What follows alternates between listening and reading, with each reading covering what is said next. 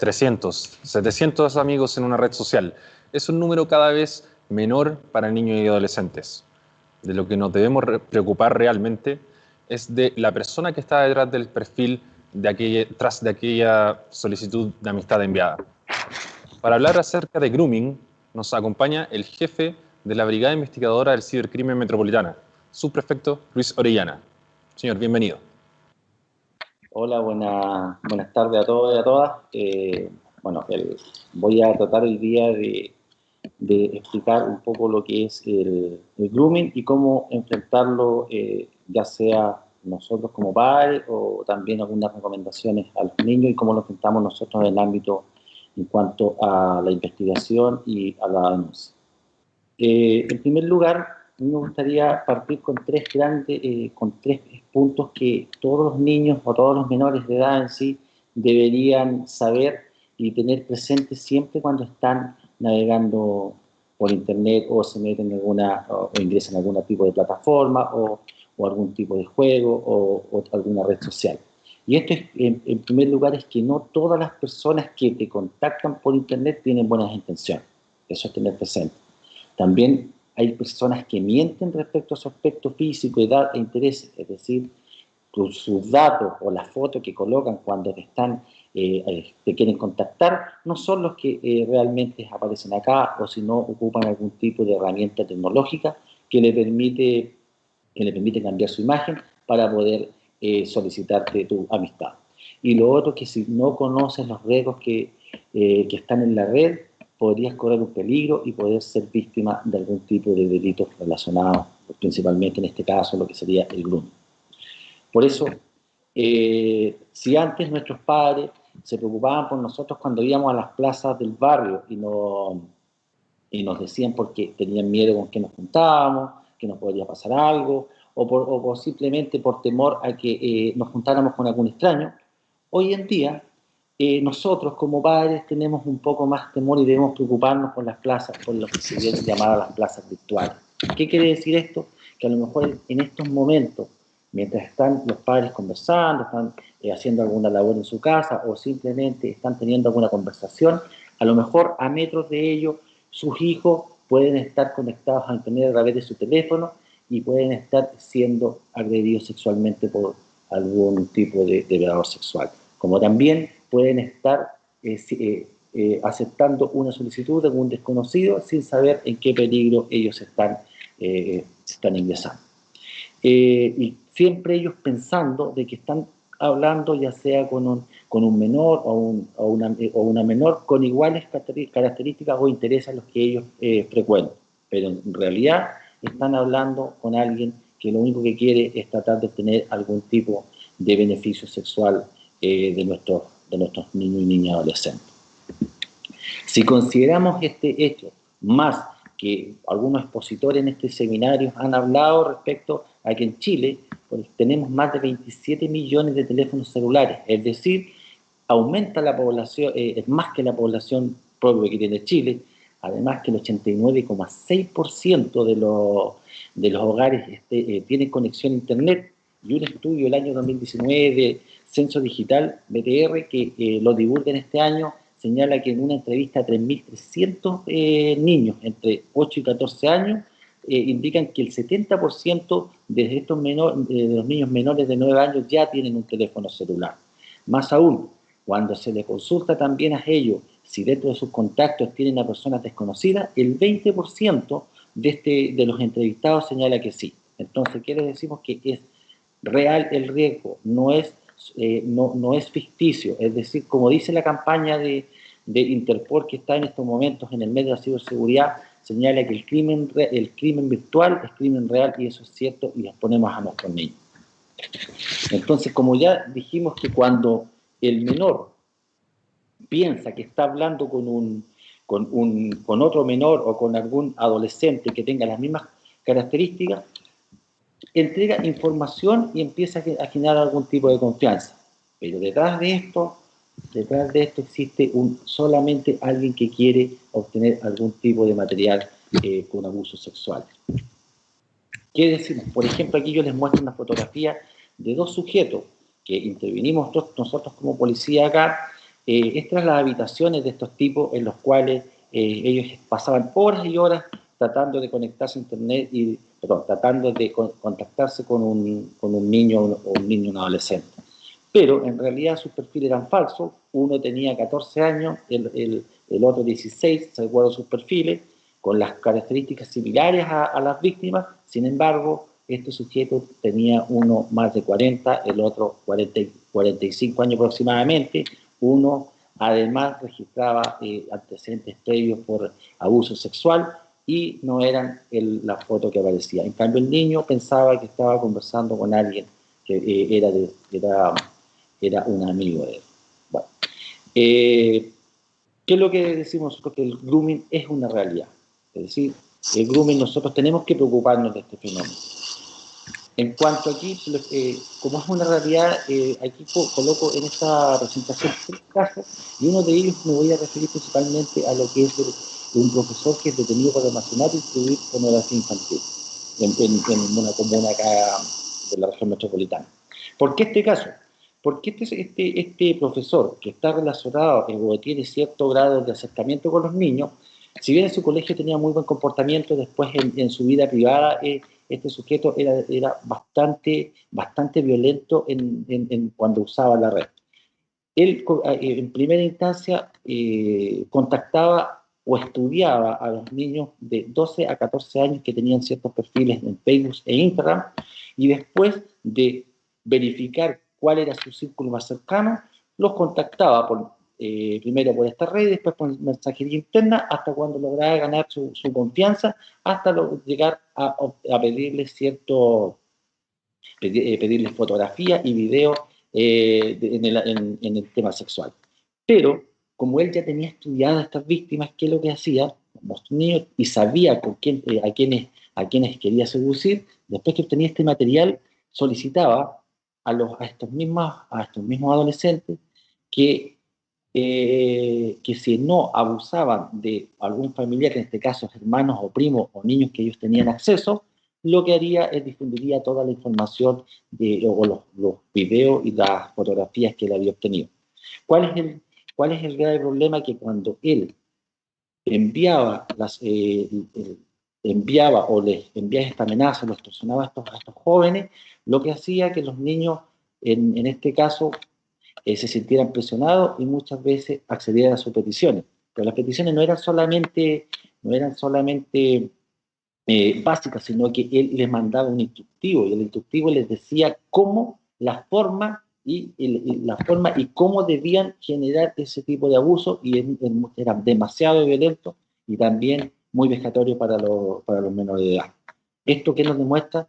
Que no es que nosotros en esto, lo bueno es que primero esta persona está detenida y sigue detenida, y lo otro es que debemos preocuparnos de quiénes son los que están detrás de nuestros niños.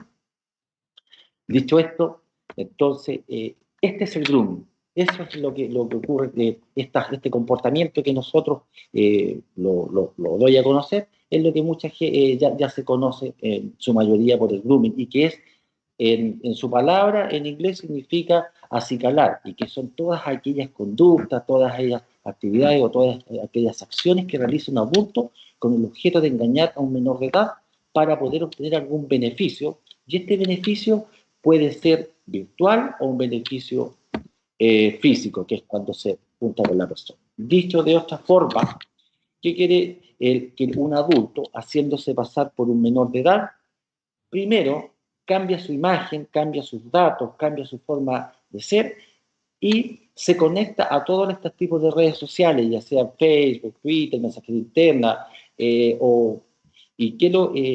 empieza a tratar de mantener una comunicación o conectarse con estos menores. Una vez que logra conectarse con la misma información que encuentra en las redes, logra establecer un contacto, o que el menor lo acepte como amigo, y empiece el engaño y la seducción. Es decir, cada fotografía o cada posteo que haga el menor, este sujeto le entrega un comentario, le dice, oye, te ves muy bien en la foto, qué lindo tu gorrito, yo practico las mismas actividades, hago esto mismo, voy casi a tu mismo colegio, por la misma información que aparece. Después que logra establecer ese contacto, le solicita, como ya lo dijimos, le solicita la información principalmente empieza a pedir fotografías normales de su vida cotidiana hasta cuando lo lleva al ámbito sexual, a hablar de sexo, y después le empieza a solicitar fotografías desnudas hasta poder llegar a obtener algún tipo de video o algún tipo de fotografía ya con un acto sexual. Una vez que mantiene esa información en sus manos, se torna peligroso. Cambia su actitud, pasa de ser una persona muy agradable a ser un amenazador y una persona que extorsiona, que si tú no le sigues enviando información, lo que va a hacer que este tipo de material que logró obtener lo va a difundir en el colegio, en sus amigos, conoce dónde vive, le va a decir a sus padres. Entonces el niño, cuando se ve tan presionado, lo que hace es accede a las peticiones y enviarle más información y cada vez más comprometedora o con abuso sexual.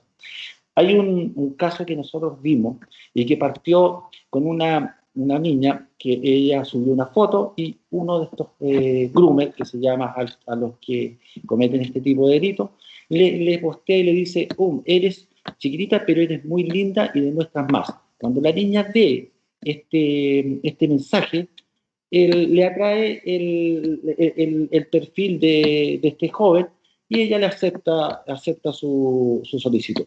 Cuando empiezan a entablar conversación, después le pide su número, le pide su WhatsApp, por mensajería interna, y lo que nos llama la atención que cuando él logra ya todo este círculo y llega a que el menor de edad le entrega la fotografía ya desnuda o tocándose sus genitales o haciendo un acto sexual, resulta que este sujeto no le empieza a pedir más información.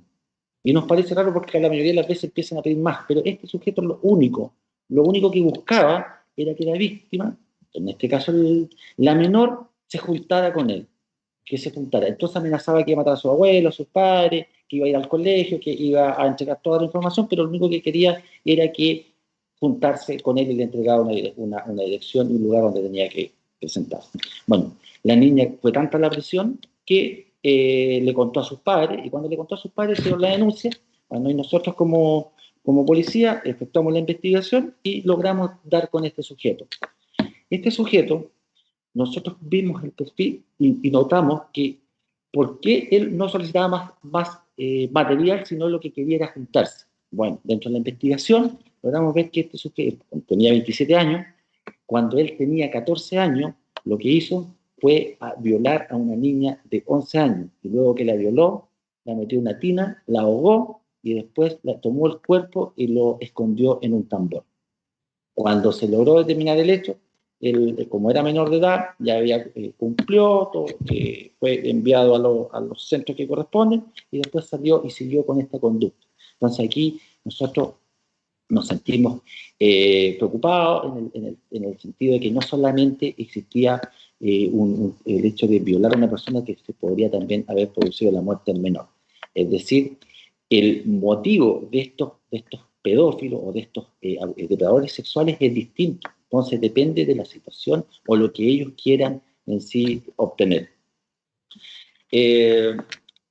Otra forma que a lo mejor es distinta y que va dirigida a los adolescentes es cuando le llegan estos tipos de solicitudes para que le den un posteo de alguna niña o de un niño que le dice que tiene las características para ser modelo de algún tipo de una marca. Se hacen pasar por reclutadores de modelaje. Entonces le solicitan a estos menores de edad que le envíen en primera instancia sus datos, sus antecedentes, y también alguna foto en primera instancia con una foto cotidiana. Después de eso, cuando logran entablar esa confianza, esa conversación, y tratan de engañar al menor que es cierta la apuesta de trabajo que le están dando, ¿qué es lo que hacen? Empiezan a solicitar fotografías ya, por ejemplo, haciendo ejercicio, fotografías con menos ropa, y al final le solicitan fotografías desnudas, pero señalándole como excusa de que quieren saber si ellos en el cuerpo tienen algún tipo de cicatriz o algo que lo pudiera dejar fuera de esta selección. Lamentablemente, muchas veces estos adolescentes piensan que este trabajo es real, le envían la información y se olvidan que en el momento que hacen clic, ya esa fotografía deja de ser de ellos y ahí se inicia el círculo de lo que es el grooming con el engaño y la seducción y que puede ser también el abuso. Nos preguntamos muchas veces decir cómo ellos obtienen esta información. Muchas veces algunos dicen, no, es que los hackean y sacan todos los datos. No, no es así.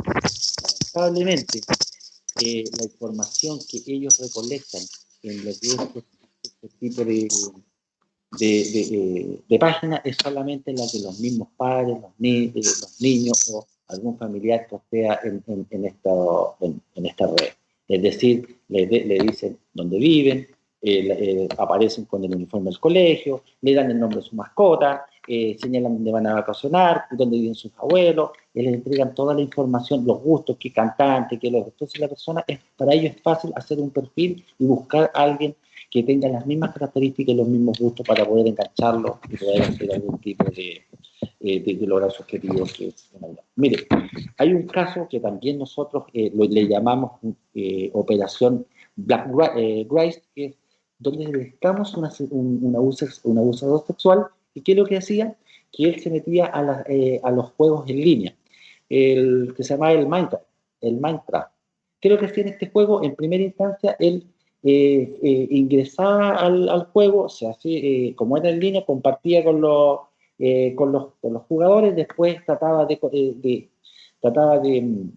de acercarse a ellos a través de de estrategias para los juegos, todo esto, y al final llegaba a solicitar que se comunicaran por interno. Y después de haber logrado comunicarse por interno, le pedía que se comunicaran por vía Skype.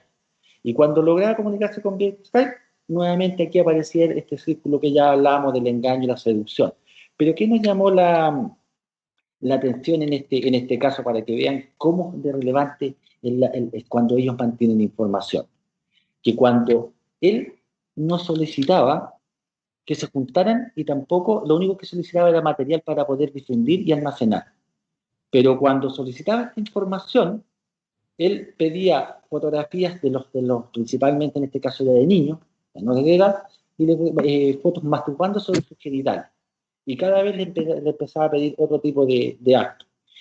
Y cuando los extorsionaba, les iba solicitando más información.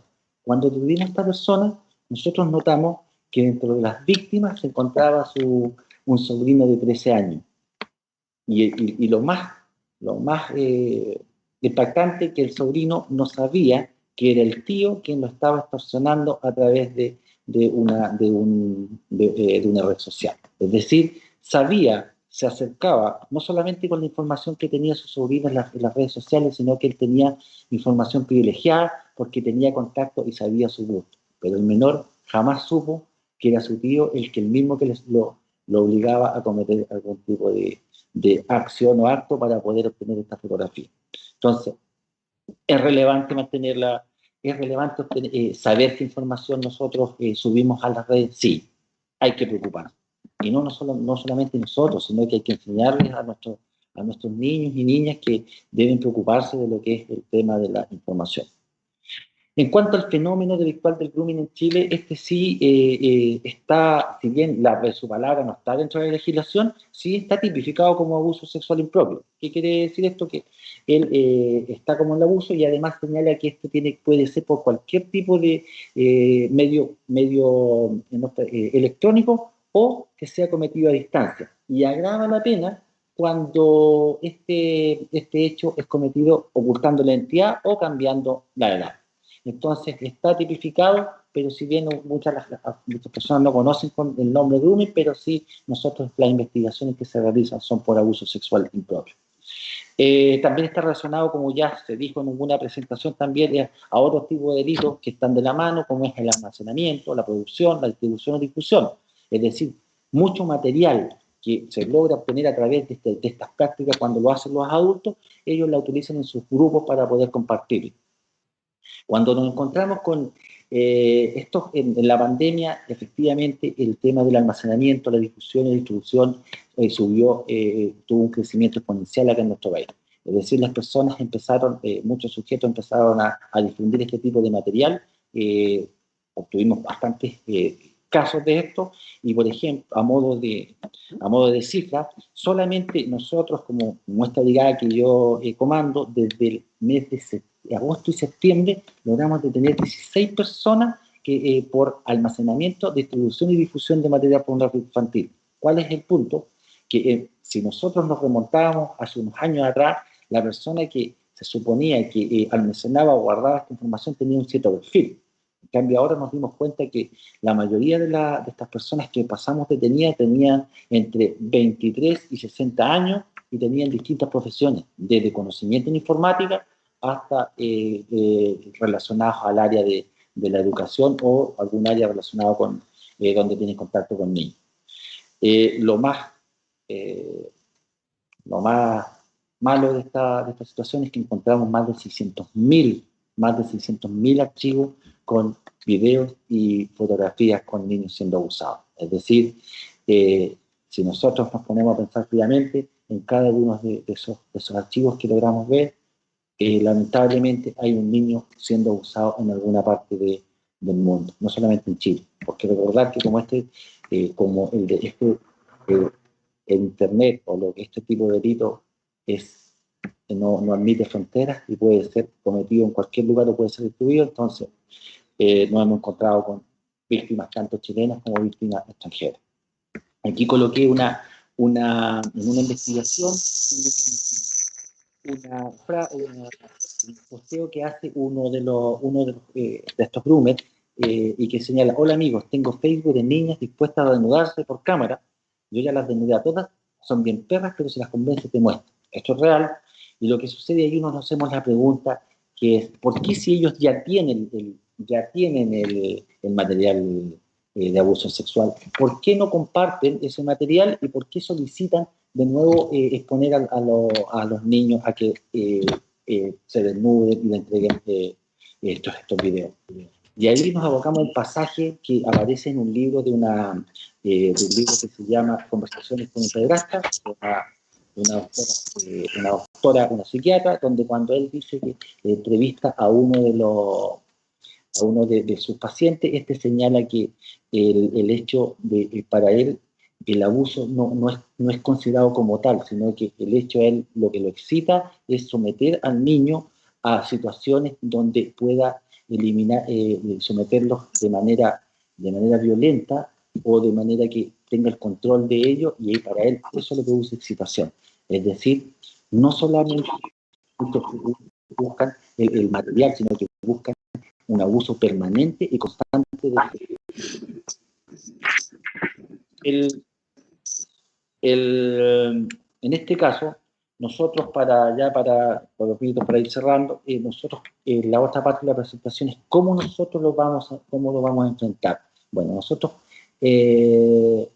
cómo enfrentarlo, nosotros consideramos 4 ejes, y dentro de los 4 ejes encontramos que en primera instancia lo que es lo primordial, que es las recomendaciones. Hay muchas recomendaciones en cuanto a los padres y recomendaciones también para los menores. Respecto a los padres, nosotros consideramos que primero ellos tienen que establecer hábitos y horarios y lugares para navegación de internet de su hijo. No podemos dejar que ellos se vayan a acostar con su teléfono y más conectado a internet, porque muchos de ellos, las conversaciones que se generan con estos tipos de pedófilos se hacen en altas horas de la noche cuando los padres están acostados. También preocuparnos de los horarios, conocer cuál es el mundo virtual que ocupan nuestros hijos, cuáles son las redes, cuáles son los juegos, si tienen alguna persona desconocida como contacto. No crearle perfiles a corta edad, evitar subir demasiada información, generar lazos de confianza con ellos y enseñarle que lo más importante es que su vida privada es para ellos y no la tienen que difundir, porque esto les genera exponerse en la red y ponerse a la gente. Y lo más relevante también es que si ellos se dan cuenta de este delito, que lo denuncien. Respecto a los menores ahora, es que nunca acepten como amigo a alguien que no conocen, bloqueenlo. que aprendan a decir que no en las redes sociales y que un no es un no y no un tal vez, que no entreguen demasiada información, que eviten tomarse fotografía a lo mejor muy sugerente, que usen perfiles privados y que nunca acepten juntarse con una persona que conocen solamente por las redes. Es decir, y que si son víctimas de grooming, acudan a un adulto y para generar esas redes de apoyo. Son muchas, son varias, estas son algunas recomendaciones. Lo primero es, como digo, la educación de padre e hijo. El segundo eje, nosotros consideramos las estrategias que ocupamos para poder llegar en cuanto a las campañas que hemos hecho. El año 2015 efectuamos una campaña como policía aquí en Chile que tuvo bastante repercusión y concientización, que lo llamamos Todos contra el Grooming.